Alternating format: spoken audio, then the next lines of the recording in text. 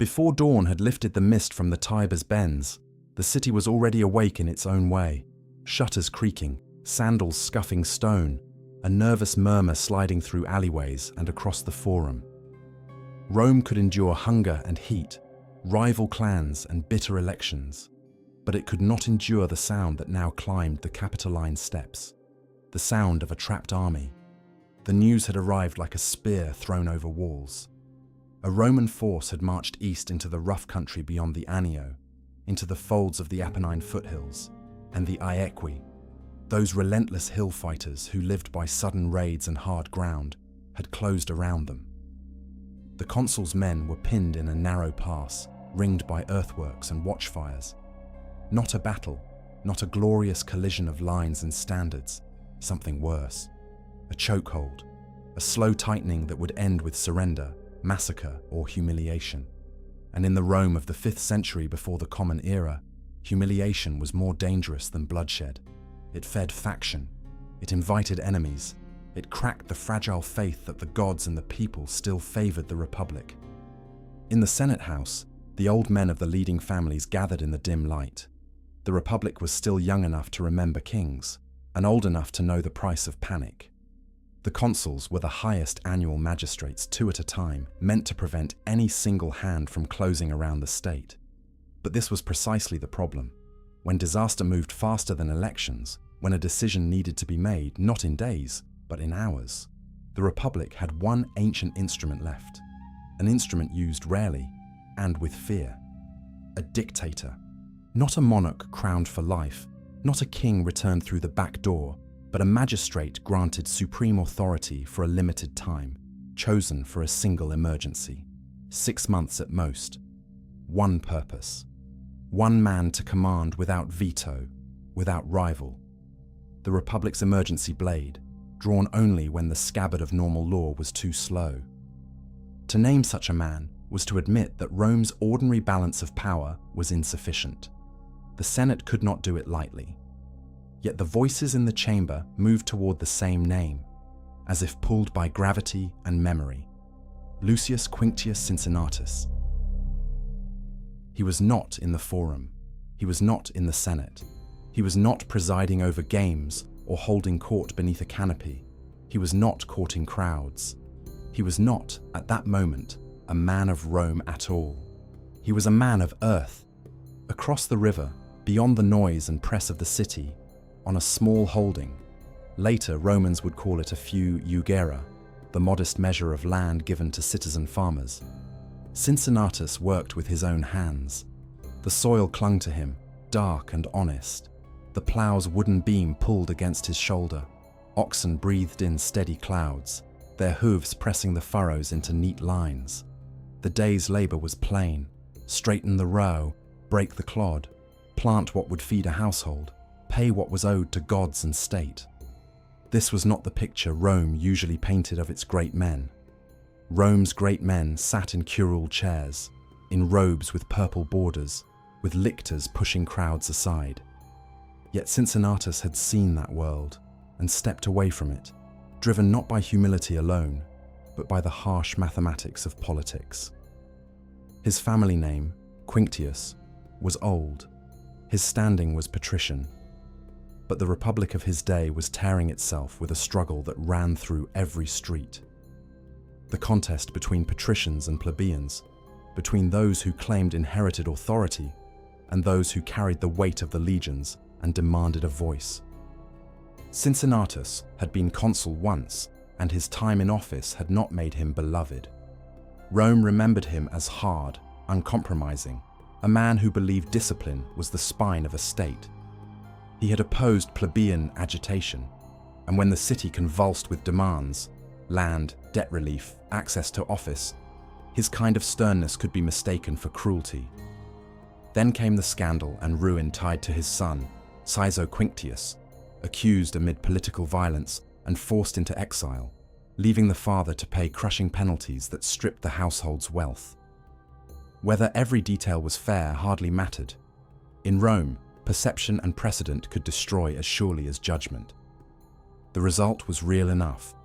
The old magistrate was driven from prominence to the margins, to the plough. In the telling Rome would cherish, this mattered more than any speech. A man who had worn the highest office now carved lines in soil like any farmer.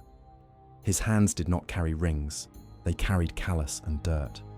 That morning, as the sun began to thin the fog, the Republic came to him in a small procession. Senatorial envoys, accompanied by lictors, those grim attendants who carried the fasces. Bundled rods with an axe head bound within, symbol of the state's power to punish.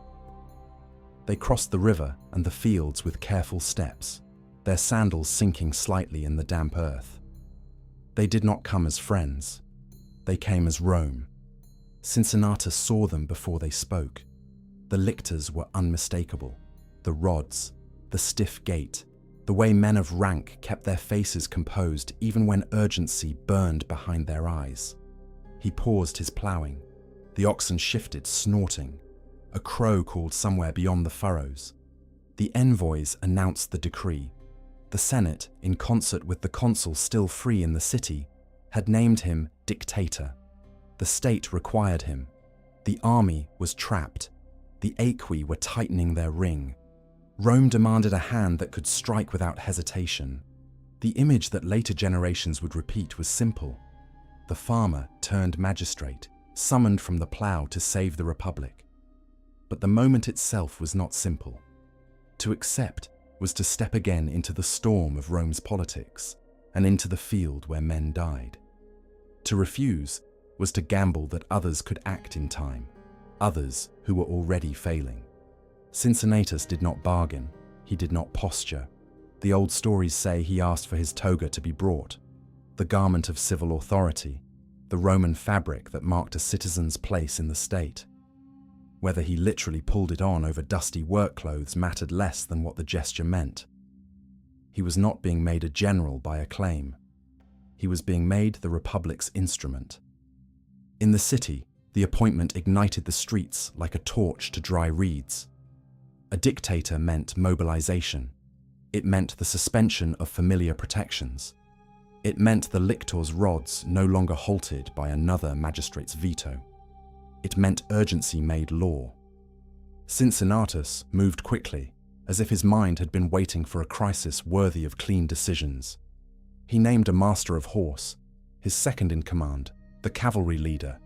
In Rome's memory, it was a man of stature and trust, chosen not for charm, but for competence.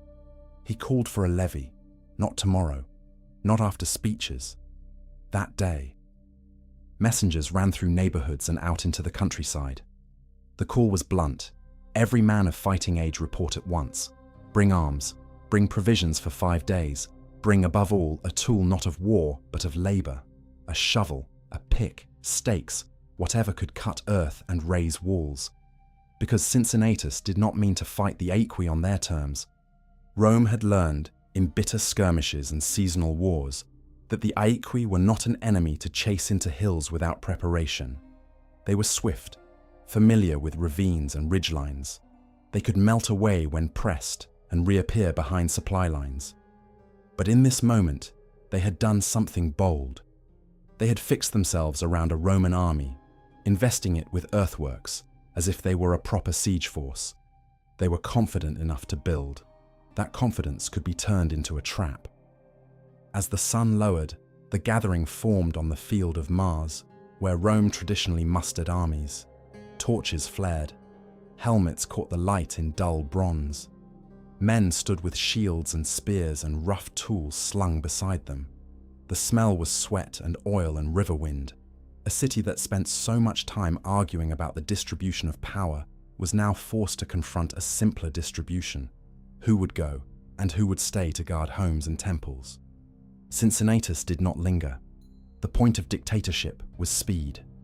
The column marched out under night's cover, moving along roads that wound through the countryside and toward the Apennine approaches. The pace was hard. Packs thumped against backs. Sandals slapped stone. Somewhere ahead, in the dark folds of hills, Roman men waited behind enemy embankments, listening to Equian voices and wondering if Rome still remembered them.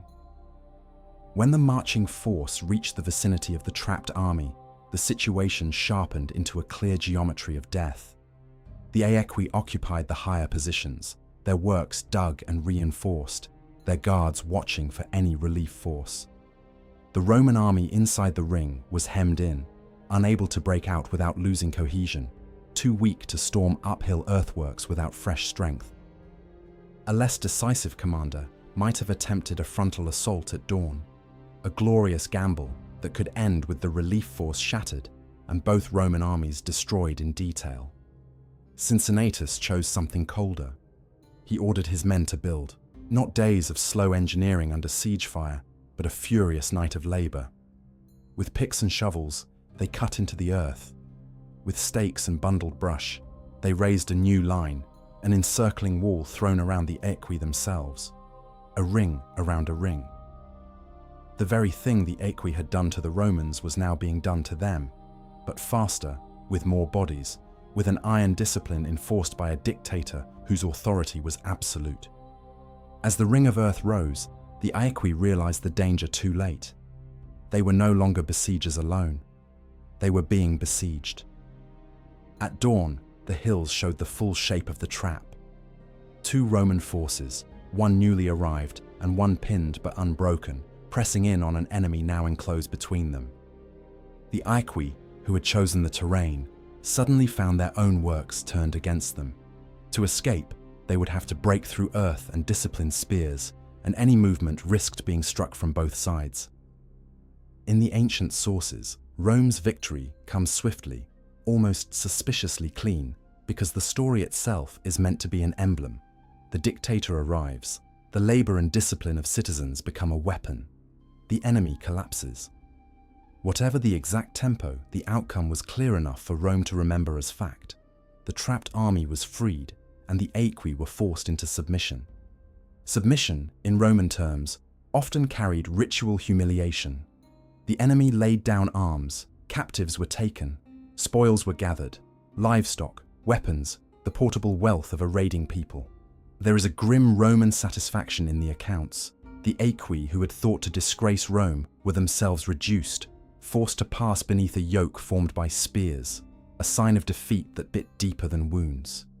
Yet even here the politics of Rome hovered. Spoils could become arguments. Who received what? Which general took credit?